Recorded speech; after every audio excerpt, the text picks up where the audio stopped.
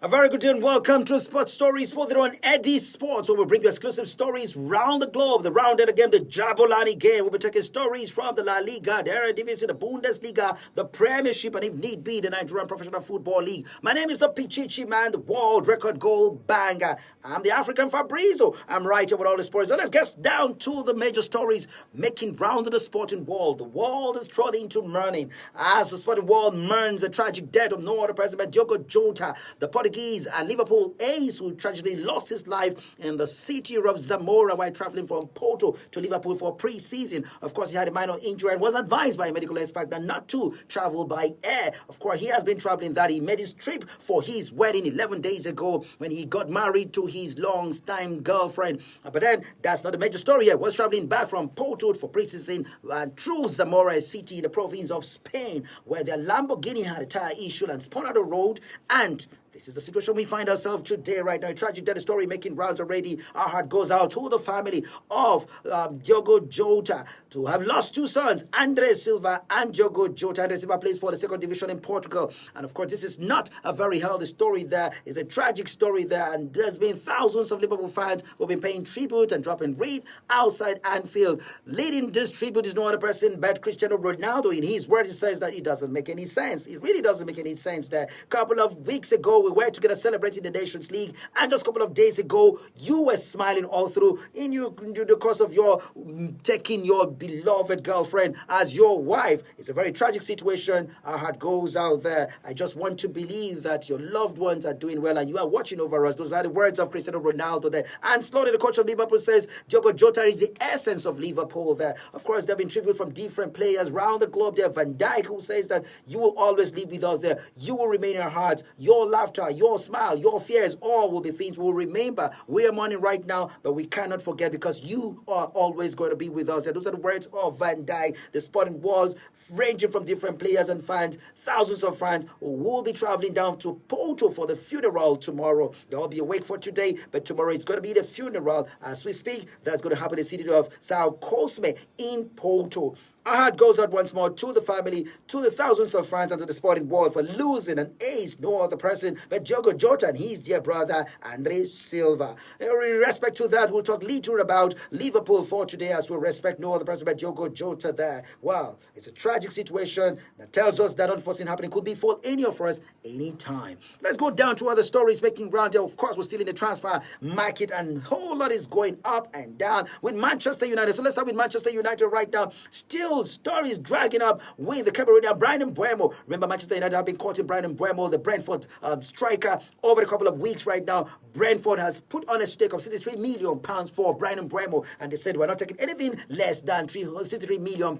Manchester United is the third bid. Have gone in there. They rejected the first two bids, but the third bid, Manchester United is looking at putting up £60 million plus add-on. But Brentford is saying that it must be £63 million. All the discussion will have to end. They've also told Bryan Mbeumo that if the deal is not going to happen on or before Monday, by Monday, Bryan Mbeumo should report back for pre-season. That's a story making rounds as we speak right now. So we want to see how that goes down today. And of course, reports reaching us from a reputable journalist, no other person but David Oisted. He says that this deal will surely go down there. Manchester United are looking at sealing up this deal because they are very close. The discussion, the roundtable discussion is very close. And we might be hearing it. Here we go anytime soon. Well, we'll keep our fingers crossed and see how that works out on that. Remember, also brought you stories a couple of days ago that Juventus for Sancho is very, very close. The discussion is he's sitting up big time there. Sanchez have agreed to lower his wage bill, and that makes it very easy for Juventus to tie up the knots. Also, still talking about Manchester United, Marcus Rashford to Barcelona. Remember, we brought you stories that Marcus Rashford was being courted by Bayern Munich, but as it stands right now, he's still in the lead to Barcelona. Remember, Barcelona have been eyeing other person by Nico Williams, the Atletico Bilbao player, but as it stands on, Atletico Bilbao have renewed Nico Williams' deal till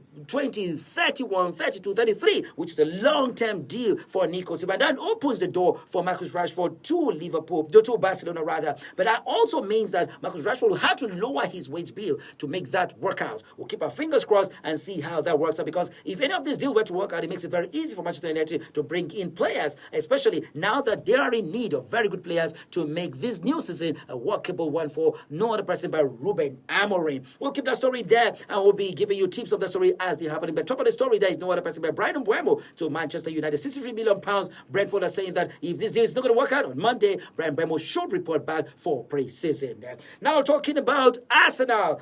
Arsenal, we brought you stories that Rodrigo is also pushing hard to ensure that he gets to Arsenal. Now, Xabi Alonso, the new coach of Real Madrid, has said that he is open to allowing Rodrigo to move to Arsenal there. That it is also very close. David Olsen also told us on this page that that Rodrigo is very close to getting that switch done because the deal is very close. Terms is not a problem, and the deal between Real Madrid and Arsenal looks very, very close. The differences in the violation is not much, and we'll find out that very soon, sooner than later, they will have to wrap up that deal. Now, so sooner than later, we'll be hearing, here we go, on Rodrigo to Arsenal. Arsenal have been pushing hard to see that they increase the firepower up front. We brought you stories about Benjamin Sesko and also Victor Gyökeres from Sporting Lisbon, but now it is pushing hard for Rodrigo to Arsenal there. Let's move away from that. It is here we go for no other person but Gittin, Jamie Gittin, the English Jamie Gittin there. The Chelsea have been courting over a period of time right now. Stories reaching us from the page of Borussia Dortmund holds that Jamie Gittin, it's a done deal there. They've agreed terms, agreed personal terms already. Personal terms is not a problem already, but Borussia Dortmund and Chelsea have come to terms and agreement for Jamie Gittins. Jamie Gittins will be a Chelsea player at the kickstart of this season, which is a very good one there. Remember, Enzo Maresca is put up a very young, fluid squad, will make it very difficult for opponents to hold them down. That's exactly what he's looking out for now. So Jamie Gittin will soon put on the blue shirt of Chelsea, and that will make it very difficult for opponents to hold them back. Very nice one there. Big ups to Enzo Maresca for a job well done there. They've been pushing hard for Jamie Gittins, and they look at him as a very promising young talent that will put Premiership and light it up with his pace, with his finesse, with his skills, and also his eyes for goals. We want to sit back and see how that goes. Let's delve down into the transfer market. A whole lot of it happening in the transfer market there. We have stories reaching us that Newcastle are now very close to picking up Anthony Elanga, the Swedish Anthony Elanga from Nottingham Forest. There, of course, there have been differences in valuation, but as it stands right now, Nottingham Forest have come to terms with Newcastle regarding Anthony Elanga. They've improved their bid of £55 million,